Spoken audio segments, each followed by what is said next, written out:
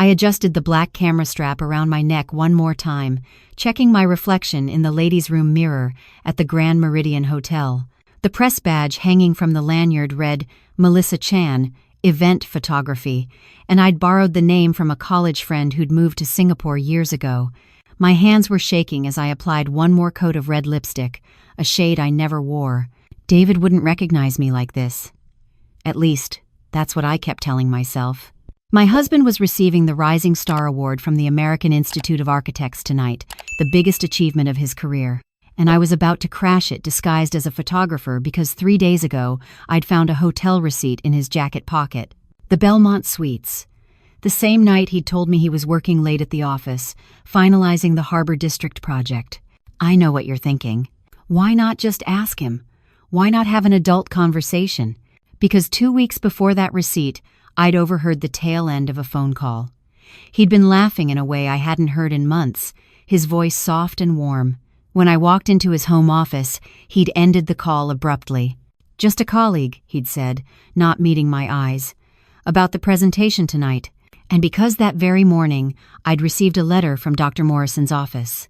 After 3 years of trying, after countless appointments and tests and procedures that had drained our savings and our hope, the IVF cycle had finally worked. I was pregnant. I was going to tell him tonight.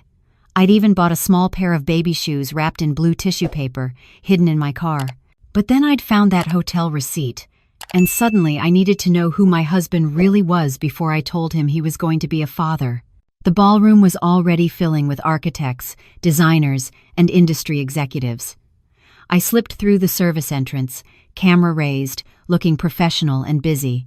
Nobody questioned a photographer at an event like this. The award ceremony was scheduled to start in 30 minutes, and David would be here any moment. I positioned myself near the registration table, snapping candid shots of guests arriving. My palms were sweating against the camera grip. This was insane. What was I doing? Then I saw him. David walked through the main entrance in his navy suit, the one I'd helped him pick out last month. He looked confident, handsome, successful. Everything I'd fallen in love with 7 years ago when we'd met at a gallery opening. He'd been a junior architect then, passionate about sustainable design. I'd been starting my interior design business. We talked for hours about creating beautiful spaces that made people feel at home. But that wasn't what made my heart drop into my stomach. Walking beside him, her hand resting casually on his arm, was a woman I'd never seen before. She was tall, elegant, wearing a burgundy dress that probably cost more than my monthly mortgage payment. She was laughing at something he'd said, leaning in close, her fingers squeezing his bicep in a gesture that felt far too intimate for colleagues. I raised my camera and started shooting.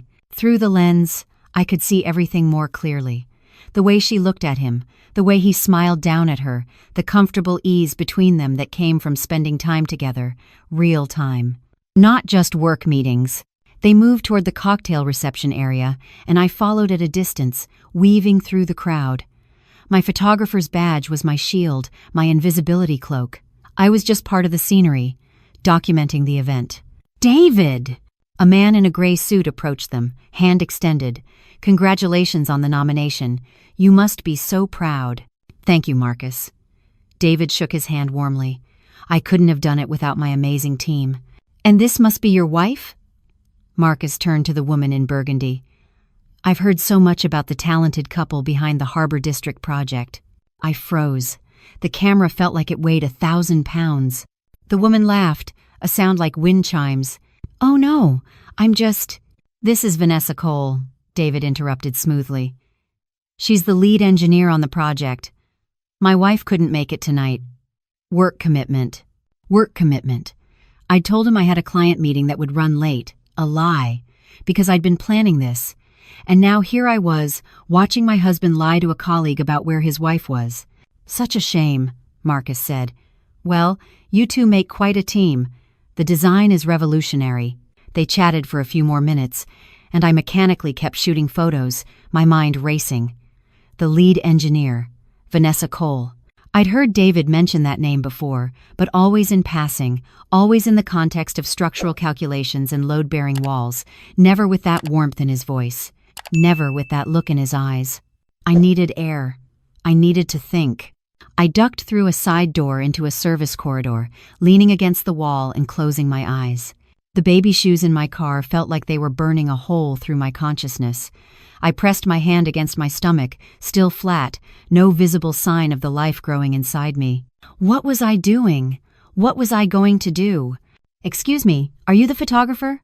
I looked up to see a young woman in an event staff uniform, holding a clipboard. "Yes," I managed. "Great. We need setup shots of the award podium before the ceremony starts. Can you head to the main ballroom?" I nodded and followed her, going through the motions.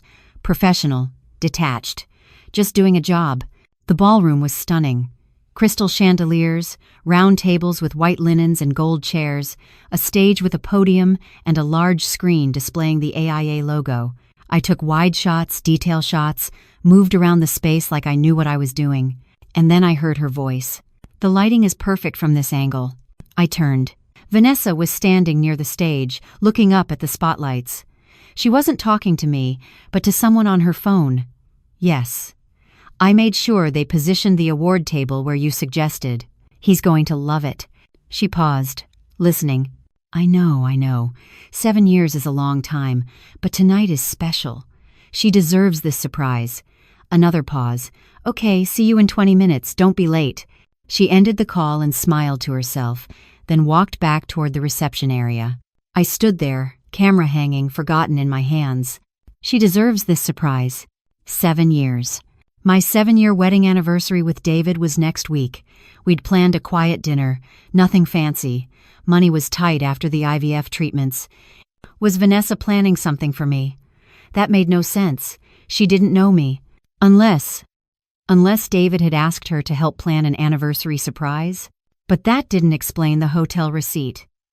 It didn't explain the intimate body language. It didn't explain why he'd lied about where I was tonight. "Maya?" The voice came from behind me, and I spun around so fast I nearly dropped the camera. David was standing there, eyes wide with confusion. "What are you doing here? I thought you had a client meeting?" For a moment, I couldn't speak. I was still in disguise, but somehow he'd recognized me anyway. Maybe it was my eyes.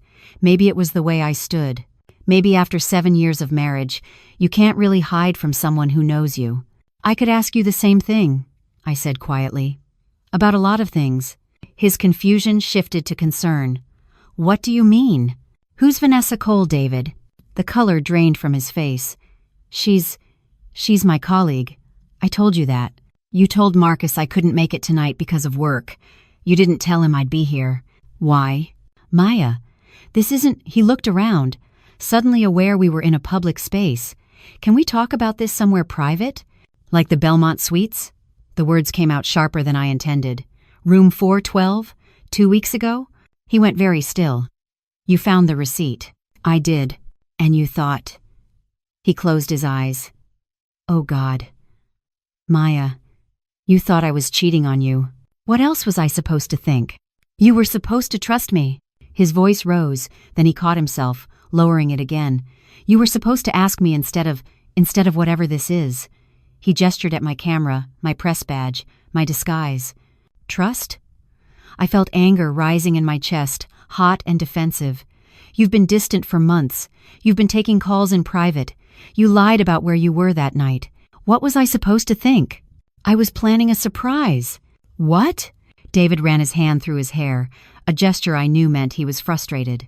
The Belmont Suites. I was meeting with Vanessa and a real estate agent, looking at a property. "A property," I repeated flatly. "For your studio." He pulled out his phone, swiped through some photos, then held it out to me. "This property." I looked at the screen. It showed a beautiful converted warehouse space with huge windows, exposed brick, high ceilings. The kind of space I'd dreamed about for years but could never afford. "The owner is a client of Vanessa's firm," David continued. "She's helping me negotiate a lease. We were going to sign the papers next week, on our anniversary. It was going to be my gift to you." I stared at the photos, my mind reeling. "All those late nights? I've been taking on extra freelance projects to save up for the deposit. All those private phone calls? Real estate agents, contractors, designers helping me plan the renovation." He took the phone back, his jaw tight. "And all those times I was distant? I was stressed because I wasn't sure I could pull it off, because I wanted so badly to give you something amazing after everything we've been through this year. The IVF, the failed cycles, the mounting debt, the strain on our marriage. David. And Vanessa? He looked toward the reception area where she'd disappeared. She's been helping me because her brother owns a construction company. She's been giving me discounts, calling in favors, because she knows how important this is. Because she's a good person who happens to care about my happiness. I felt like the floor was tilting beneath me. Why didn't you just tell me? Because you would have said no! He laughed, but there was no humor in it. You would have said, we can't afford it, that we need to save money, that your spare bedroom office is fine. You would have been practical and sensible, and you would have talked me out of giving you something you actually deserve. He was right. I would have. But instead of talking to me, he continued, his voice quieter now, instead of asking me what was going on, you did this. You disguised yourself. You followed me. You assumed the worst. Shame washed over me, hot and uncomfortable. I'm sorry. Are you? He looked at me, really looked at me, and I saw hurt in his eyes. Because this feels like you've been looking for evidence that I'm the bad guy. Like you've been waiting for me to fail you. That's not true, isn't it? We've been struggling, Maya.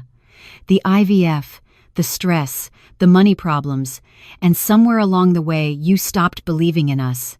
I opened my mouth to argue, but the words died in my throat, because maybe he was right. Maybe the failed IVF cycles had damaged more than just my hope for a baby. Maybe they damaged my faith in our marriage, too. Ladies and gentlemen, a voice announced over the sound system, please take your seats. The award ceremony will begin in 5 minutes. David looked toward the ballroom doors, then back at me. I need to go. I'm presenting the keynote before they announce the Rising Star Award. David, wait. I don't know if you're staying or leaving, he said. But either way, I need to know something. Do you trust me? Not as a project manager or a husband who pays bills on time. Do you trust me with your heart? Because if you don't, if you can't, then maybe we need to have a much bigger conversation than this. He walked away before I could answer. I stood there in my photographer's disguise, camera hanging around my neck, feeling like the worst person in the world. I'd been so focused on gathering evidence, on protecting myself from potential hurt, that I'd never stopped to consider I might be wrong.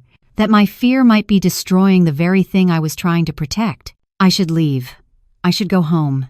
Change out of this ridiculous outfit and wait for David to come back so we could have a real conversation. But I didn't. Instead, I walked into the ballroom and found a spot along the side wall where I could watch. The lights dimmed, and the ceremony began. David's keynote was brilliant. He talked about sustainable architecture, about creating spaces that honored both people and the environment, about the responsibility architects had to future generations. He spoke with passion and conviction, and I fell in love with him all over again. This man who cared so deeply about making the world better. This man who'd been working extra jobs to give me my dream studio while I'd been suspicious and secretive. After his speech, they announced the Rising Star Award nominees. When they called David's name, the room erupted in applause. He walked to the stage, accepted the crystal trophy, and gave a gracious acceptance speech thanking his team, his mentors, and his colleagues. He didn't mention me. How could he? His wife wasn't supposed to be here. After the ceremony ended and people began moving toward the reception dinner, I made my way back outside. I sat in my car in the parking garage, still wearing the photographer's badge, and pulled the wrapped baby shoes from my glove compartment. I was going to be a mother. David was going to be a father. And I'd almost destroyed everything because I was too scared to be vulnerable, too afraid to trust. My phone buzzed. A text from David. "Where are you?" I typed back, "Parking garage. Level 3. 5 minutes later, he slid into the passenger seat of my car. We sat in silence for a long moment. "I'm pregnant," I said finally. His head whipped toward me. "What?" "The IVF worked. I found out this morning." I handed him the wrapped shoes. "I was going to tell you tonight. That's why I came. I wanted to see if you were the person I thought you were. If you were someone I could trust with this news." David unwrapped the shoes slowly, his hands shaking. "Maya, "I've been so scared," I whispered. "Scared that the stress of the IVF would break us. Scared that even if it worked, we wouldn't survive it. Scared that I'd end up alone, raising a baby by myself because we'd destroyed each other trying to create a family. So you tested me." "I tested you," I admitted. "And I was wrong. And I'm sorry." He set the tiny shoes on the dashboard and turned to face me. "I'm scared too. I'm terrified that I won't be a good father, that I'll mess this up, that I'll fail you and this baby the way I feel like I've been failing you these past few months." "You haven't been failing me. I've been so focused on trying to fix things with money and surprises that I stopped asking you how you were really doing. I stopped talking to you about my fears because I thought I had to be strong. I thought I had to have all the answers." I reached for his hand. "We've both been idiots." "Yeah," he laughed softly. "We really have. So what do we do now?" David looked at the baby shoes, then at me. "We start over. We talk to each other. We see a marriage counselor, because clearly we need help with communication. We stop trying to protect each other from hard things and start being honest, even when it's uncomfortable. And the studio is still yours if you want it. The lease offer is good for another month." I thought about the beautiful warehouse space in the photos, about the life we were building, the baby on the way, the future stretching out before us. "I want it," I said, "but I want to see the budget first. And we're making decisions together from now on, both of us." "Deal." "And David? I'm sorry I didn't trust you. I'm sorry I let fear make me into someone who spies on her husband instead of talking to him." He squeezed my hand. "I'm sorry I kept secrets, even good ones. I'm sorry I didn't see how much you were hurting." We sat there in the parking garage, holding hands, baby shoes on the dashboard, and I felt something shift. Not back to the way things were before we couldn't go back, but forward into something new, something more honest, something stronger. "So," David said after a while, "you really disguised yourself as a photographer?" "I borrowed credentials from Melissa Chan. Remember her from college? The one who moved to Singapore? That's the one. Did you actually take any photos?" I pulled out the camera and showed him the display screen. Shots of the ballroom, the podium, guests arriving, and several very good photos of him and Vanessa that, in context, now looked completely innocent. Two colleagues working on a project together. "These are actually pretty good," he said. "I know. Maybe I missed my calling. Or maybe," he said, pulling me closer, "you're just good at everything you set your mind to, even when what you're setting your mind to is completely insane." I laughed, and then I was crying, and then we were both holding each other in the front seat of my car while an awards ceremony continued without us somewhere above. 3 weeks later, we had our first marriage counseling session with Dr. Patricia Huang. She was kind but direct, and she didn't let us get away with anything. Over the next few months, we learned how to fight fair, how to ask for what we needed, how to be scared together instead of alone. Vanessa became a friend. She was the first person outside our immediate family that we told about the pregnancy. She threw me a baby shower in my new studio space, the one David had leased, the one I'd decorated while my belly grew round. She was there when I went into labor 2 weeks early, sitting with David in the waiting room and texting updates to our friends. Our daughter was born on a Tuesday in March. We named her Elena, after David's grandmother. She had my eyes and David's stubborn chin, and when the nurse placed her in my arms, I looked at my husband and saw tears streaming down his face. "We made her," he whispered. "We did. We're going to mess up so many times. Probably. But we'll mess up together. Always." That's the thing about trust. It's not something you have or don't have. It's something you build, day by day, choice by choice, conversation by conversation. It's something you can lose in a moment of fear and spend months rebuilding. It's fragile and strong at the same time, and it requires both people to show up, be honest, and choose each other even when it's hard. Especially when it's hard. I think about that night at the Grand Meridian Hotel sometimes. About the photographer's badge and the disguise and the awful, stomach-dropping feeling of thinking I'd lost everything. I think about how close I came to destroying my marriage because I was too afraid to be vulnerable, too scared to ask the questions that mattered. And I'm grateful. Grateful that David called me out. Grateful that we both chose to fight for us instead of against each other. Grateful for the hard conversations and the therapy sessions and the slow, difficult work of rebuilding trust. Because now, when I watch David rock our daughter to sleep while humming off-key lullabies, I don't wonder if he loves us. I know he does. Not because he's perfect, he's not, and neither am I. But because we've learned how to be imperfect together, how to screw up and apologize and try again. That's what love is, really. Not the absence of doubt or fear or problems, but the commitment to work through them, together, with honesty and respect and grace, and sometimes, if you're very lucky, with a beautiful baby who has your eyes and your partner's stubborn chin and a future full of possibilities you never could have imagined. The studio is thriving now. I have 3 employees and a waiting list of clients. The warehouse space is everything I dreamed it would be: exposed, brick, huge windows, high ceilings. David's Harbor District project won multiple awards and led to bigger commissions. We're doing well, financially and emotionally. But my favorite part of each day is still when David comes home from work, scoops Elena up in his arms, and asks me about my day. Really asks, really listens. "How was your day?" he'll say. And I'll tell him the truth, the messy middle, the hard parts and the good parts. And he'll tell me about his day too. No secrets. No disguises. No fear. Just us, building a life together, one honest conversation at a time. That's the real happy ending, not the baby or the successful careers or the beautiful studio. Those are wonderful, but they're not the point. The point is that we learned how to trust each other, how to be trusted, how to choose vulnerability over self-protection, honesty over secrets, partnership over isolation. And every day, we choose it again.